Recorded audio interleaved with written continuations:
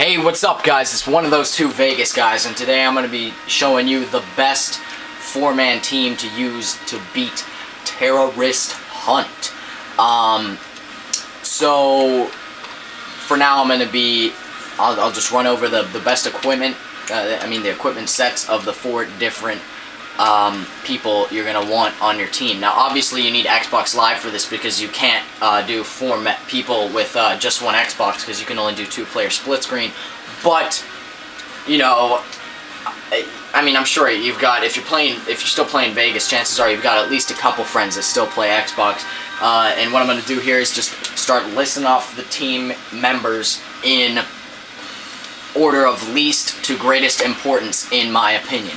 So first here you've got the annoyingly fast guy. The annoyingly fast guy is going to be using recon armor or no armor if he doesn't really feel like it. Really whatever pistol, whatever grenades he wants. I just prefer this setup for anything I use. He's going to want a super fast SMG like an M11 or an MP9, and then a SMG that can do a bit more damage and fires a little slower like the MP5 or something like that. Like I said, he should be wearing light armor, so he should be a fast little bugger. Now the next dude is going to be your all-rounder guy. He should be wearing, you know, middle range armor, maybe combat armor, you know, 5-6 on the protection scale, 4 or 5 on the mobility scale, using an assault rifle and an SMG as a secondary weapon.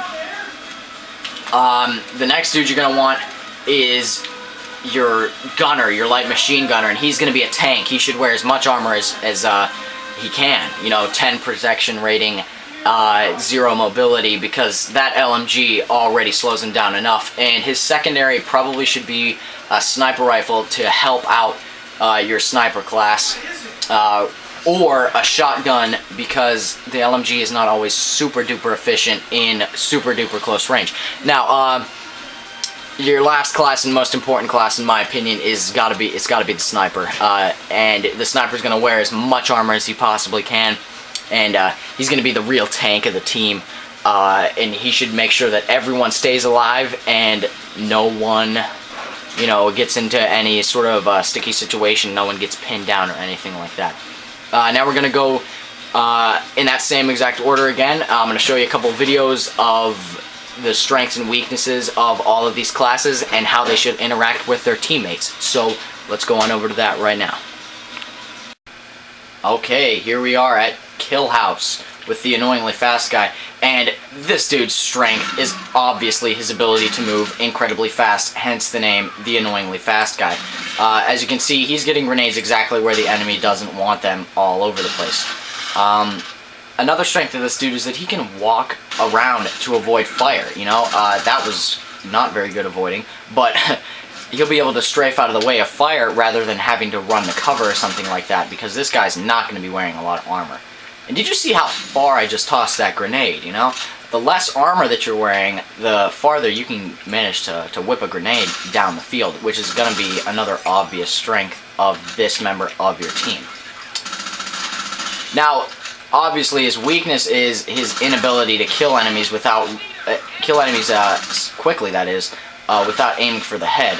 And I am playing on normal here, so you have to put that into account. This is more of like a realistic guy than normal, but if I were playing on realistic, I'd be failing very, very often going solo, obviously.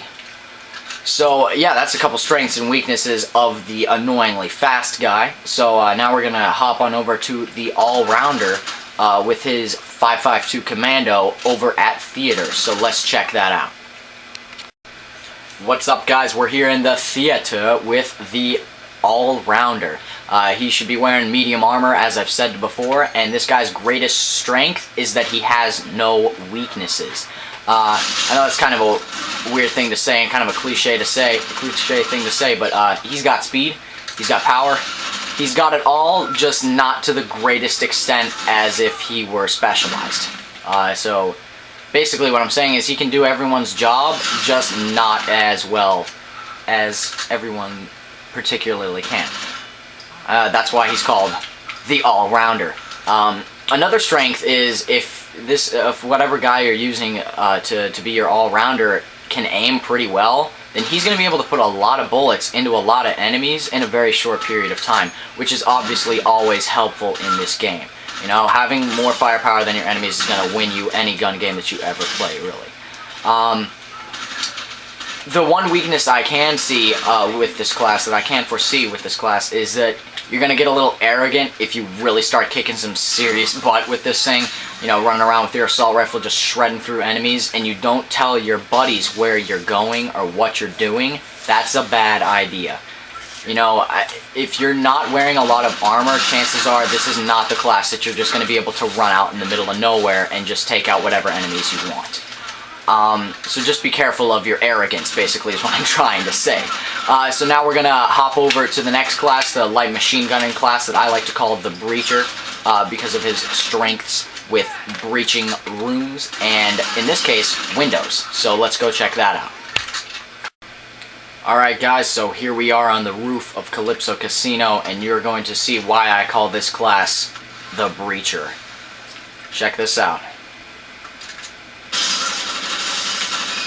Bonk! And that just makes you feel so cool every single time you do that. I swear, man.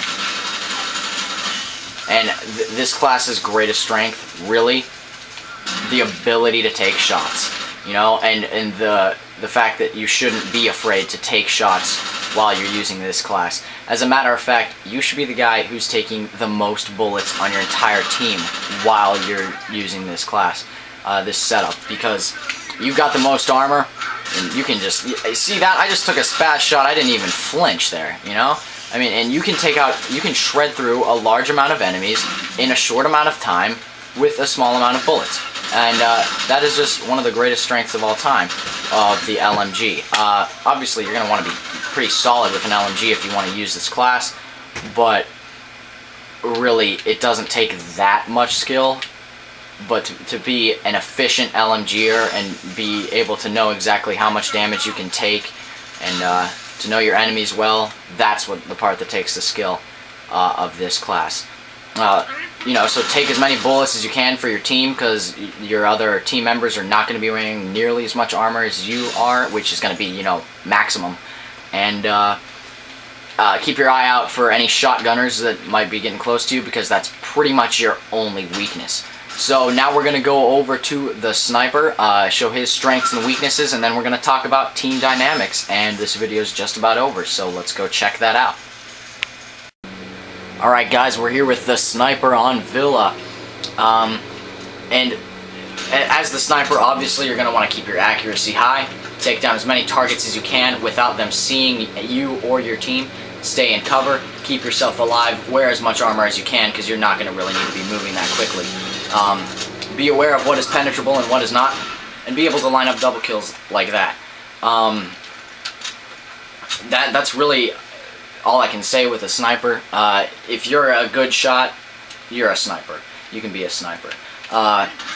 Obviously, the only weakness of a sniper is that it's practically useless in close quarters combat, so as your secondary, pull out a shotgun or something of that sort that you feel the most comfortable with in close quarters combat.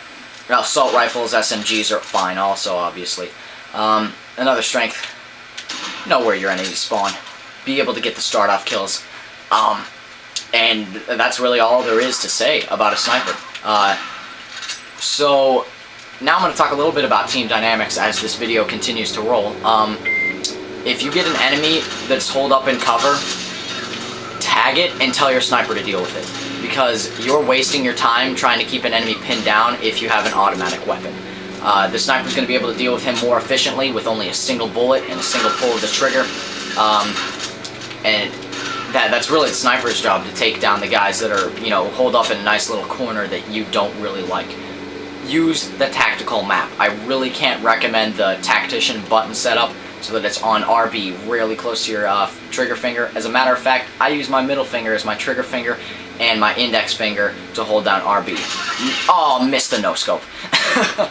I wish you could still no-scope in this game. But guys, I hope this video was very helpful to you. It's peanut butter jelly time. And if you got any questions or anything like that, post in the comments section. I'll be sure to respond. Thanks guys, I'll see you later.